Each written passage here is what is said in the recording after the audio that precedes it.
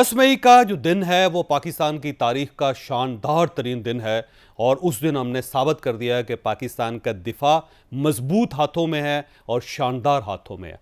दिफा तो हो गया, लेकिन अब इशू ये है कि इंडिया की तरफ से जो पानी की इन्वीजन हो रही है उसको हम कैसे कंट्रोल करेंगे, क्योंकि मेरे पास एक रिपोर्ट है और ये रिपोर्ट है ग्लोबल क्लाइमेट रिस्क इंडेक्स 2025 और इसके अंदर पाकिस्तान को उन मुतासरा मुल्कों के अंदर शामिल किया गया जो सबसे ज़्यादा क्लाइमेट से मुतासर हो रहे हैं और उस फहरिस्त में पाकिस्तान नंबर 1 है।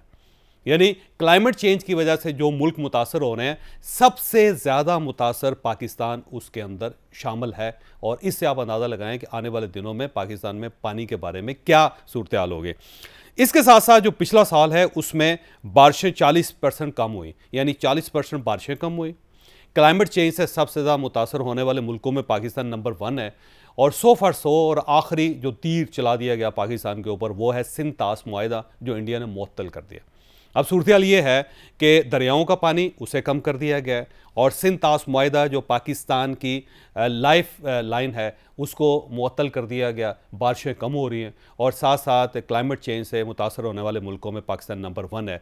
तो अब सवाल ये है कि वो जंग जो हमने 10 मई को जीत ली थी, कहीं आने वाले दिनों में ऐसा ना हो कि पानी की वजह से हमें दोबारा एक जंग लड़नी पड़े और हो सकता है उस जंग में हम सुरखरू हों या फिर हम उसका शिकार बन जाएं या निशाना बन जाए। आज का जो इशू बड़ा इंपॉर्टेंट है कि पानी की सूरत हाल क्या है पाकिस्तान के अंदर और कहीं आने वाले दिनों में पानी के ऊपर कोई बहुत बड़ी जंग तो नहीं होने वाली और इंडिया हमारा पानी क्यों मुअत्तल करना चाहता है, क्यों बंद करना चाहता है। इस इशू पर बात करने के लिए हमारे साथ तशरीफ़ रखते हैं अरशद एच अब्बासी साहब, वाटर एक्सपर्ट हैं। इनके साथ तशरीफ़ रखते हैं वकार शराजी साहब और ये वाटर एंड क्लाइमेट एक्सपर्ट हैं। और फिर हमारे साथ तशरीफ़ रखते हैं जमात अली शाह साहब, साबिक इंडस वाटर कमिश्नर है।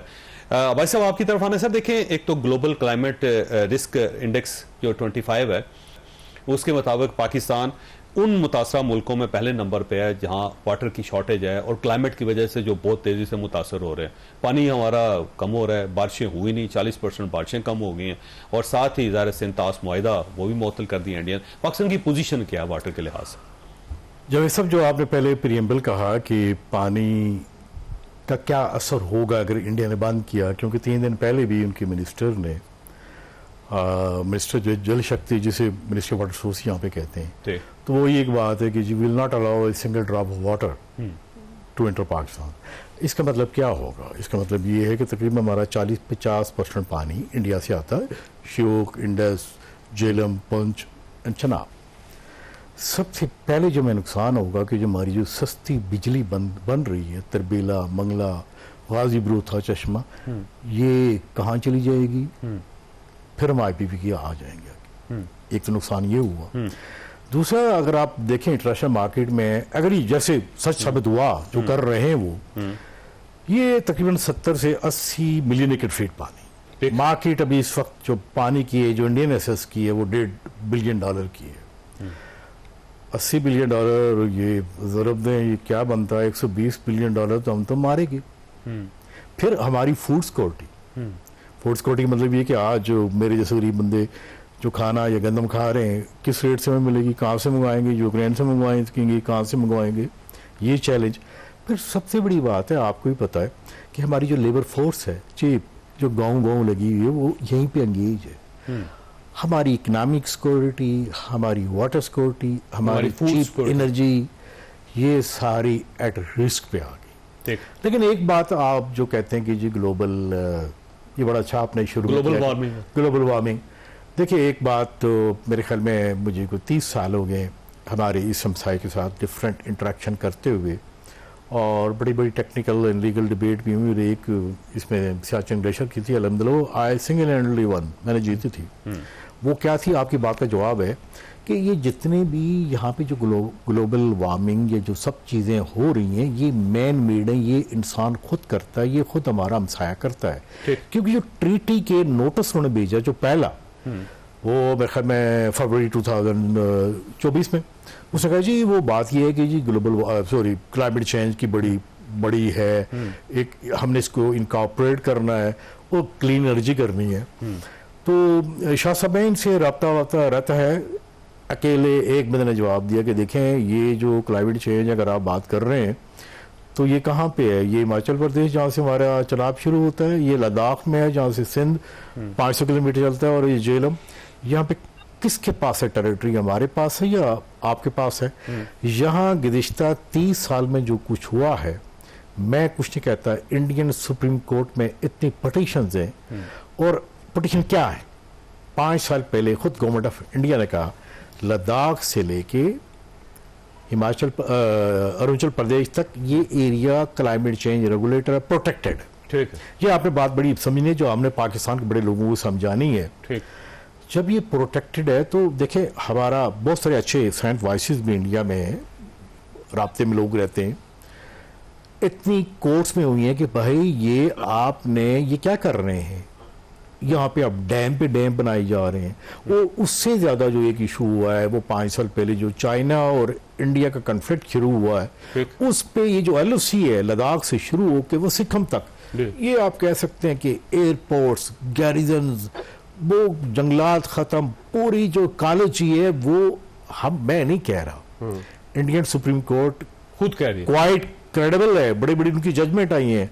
फिर उनकी जो स्टेट की जजमेंट है, काश यहाँ पे टाइम हो सके हिमाचल प्रदेश की बताता आपको वो क्या कहते हैं।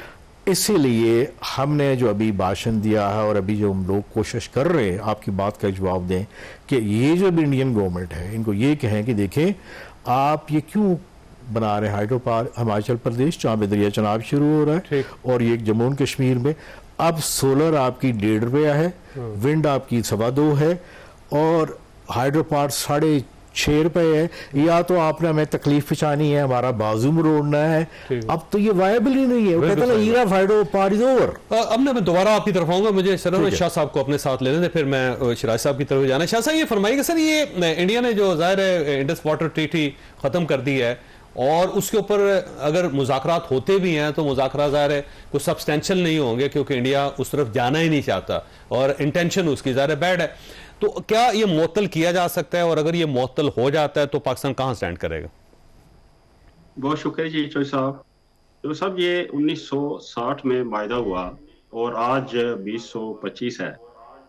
इससे कबल तकरीबन 6 या 7 8 प्राइम मिनिस्टर इंडिया के गुजर चुके हैं पार्लिमानी जिंदगी में इंडिया की, लेकिन किसी प्राइम मिनिस्टर ने ये स्टेटमेंट नहीं दी थी कि हम पानी बंद कर दें, क्योंकि हमें मालूम है कि उनकी कैबिनेट में कई बार ये डिस्कशन चलती रही है कि हम पानी को बंद कर दें या इस पर ऐसे प्रोजेक्ट्स बनाएं जो जिससे हम ट्रीटी वायलेटिव हो, लेकिन अल्टीमेटली उनका डिसीजन यही हुआ कि ये इंटरनेशनल ट्रीटी है, इसको हम हाथ नहीं लगा सकते।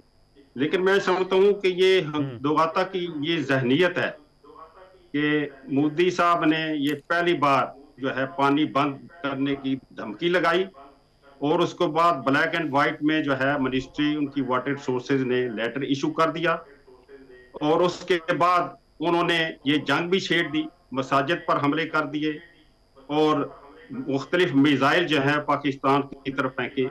अब इसने पाकिस्तान ने वो जो है मिसाइल का जवाब तो दे दिया, लेकिन ये जो पानी वाला मसला है ये अपनी जगह पर कायम है।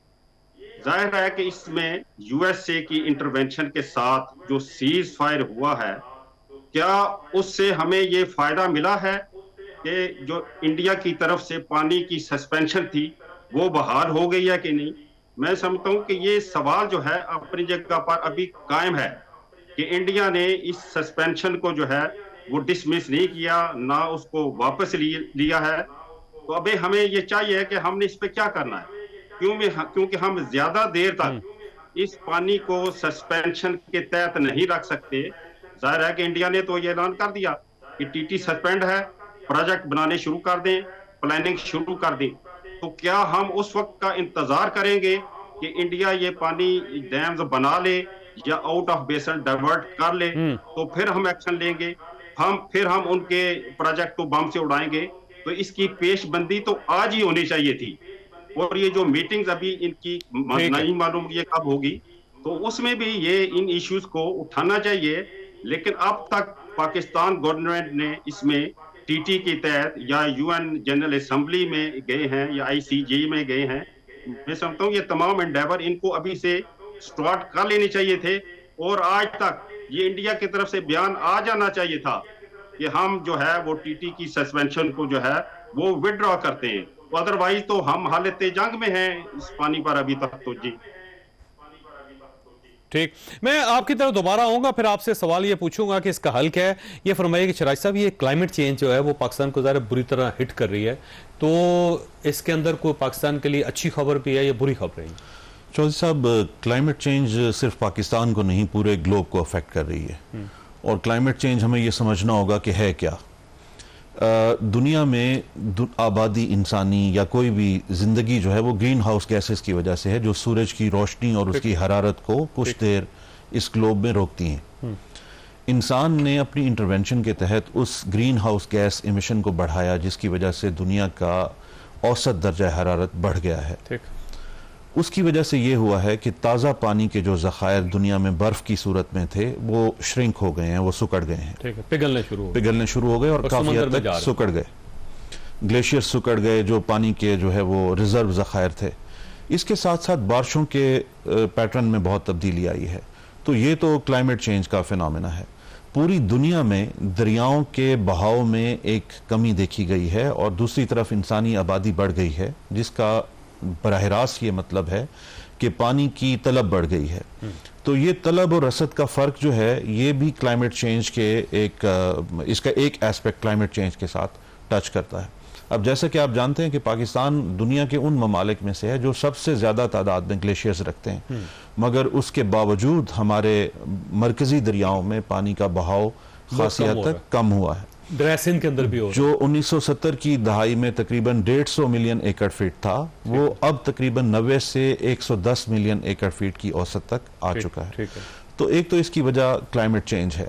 अगर हम इसको इंडस वाटर ट्रीटी के साथ देखें तो 1960 में जब ये मुआहिदा हुआ तो उस वक़्त इंडस वाटर ट्रीटी ने ये फोर्सी नहीं किया कि अगर क्लाइमेट चेंज की वजह से दरियाओं के बेसन में पानी के बहाव में कमी आए तो दोनों मुल्क इस मुआहिदे को आगे लेकर कैसे चलेंगे। ठीक। दूसरा जो सबसे बड़ा सुकम इस मुआहिदे में हमारे लिए है वो ये है कि 6 के 6 दरिया जो पाकिस्तान में आते हैं, जिसमें से 3 हमने इंडिया को सरेंडर किए, अगरचे उनका कुदरती फ्लो पाकिस्तान की तरफ था, वो 6 के 6 दरिया इंडिया से होकर पाकिस्तान में आते हैं। ये हम सब जानते हैं कि मुआहिदे जो है वो नेकनियती की बुनियाद पर चलते हैं या ताकत के तवाजुन की बुनियाद पर चलते हैं। अब जब उन 6 दरियाओं के दहाने भारत में मौजूद हैं और भारत जैसा एक दुश्मन मुल्क जो न जंगी अखलाकियात जानता है और न जो समाजी अखलाकियात जानता है और न इंसानी अखलाकियात पर वो जो है यकीन रखता है, उसने फिर इस पानी को एक हथियार के तौर पर इस्तेमाल करना था, जो कि उन्होंने किया। मुआहिदे की रूह से वो run of the river dams बना सकते थे, उन्होंने चनाब पर ये डैम्स बनाए। ठीक है, झेलम पर भी बनाए। अच्छा, मैं चनाब का नाम क्यों ले रहा हूँ? 3 मकामात पर दरिया चनाब वो दरिया है जिसको इस मुआहिदे के तहत हमने मगरबी मशरकी दरियाओं से लिंक किया, सुतलज और रावी से, ताकि इसका पानी सुतलज और रावी के निचले इलाकों में रहने वाले किसानों और उनकी ज़मीनों को सैराब कर सके। इस वक्त मेरे ख्याल में या मेरी मालूमात के मुताबिक 6 से 7 डैम सिर्फ चनाब के ऊपर या तामीर हो चुके हैं या इंडिया में या ज़ेर तामीर है, जिसका बराह रास्त मतलब यह है कि अगर चनाब का पानी कंप्रोमाइज़ हुआ तो न सिर्फ ये कि चनाब के ज़ेरी इलाकों में रहने वाले किसान और उनकी ज़मीनें, बल्कि रावी और सुतलज के ज़ेरी इलाकों में रहने वाले किसान और उनकी ज़मीनें मुतासर होंगी, जिसका फिर ये मतलब होगा कि फसलें मुतासर होंगी और पाकिस्तान में फूड सिक्योरिटी की एक सिचुएशन पैदा होगी। और जैसा कि अब्बासी साहब ने भी कहा कि फूड सिक्योरिटी और नेशनल सिक्योरिटी कोई 2 अलहदा चीज़ें नहीं हैं। तो इस वक्त तो हमारा दुश्मन तमाम तर अखलाकी गिरावट के साथ हमें मजबूर कर रहा है कि हम उस मुआहिदे पर उसके अमल दरामद को यकीनी बनाने के लिए ताकत का सहारा लें। ओके, अब मैंने ब्रेक लेनी है, सवाल आपके पास छोड़ के जा रहा हूं कि हमारे पास हल क्या है क्लाइमेट चेंज को ज़हन में रख के, और जो पाकिस्तान के अंदर बारिशें कम हो रही हैं उसको ज़हन में रख के, और सिंध तास मुआहिदे को ज़हन में रख के। ब्रेक को दोबारा ज़रूरत।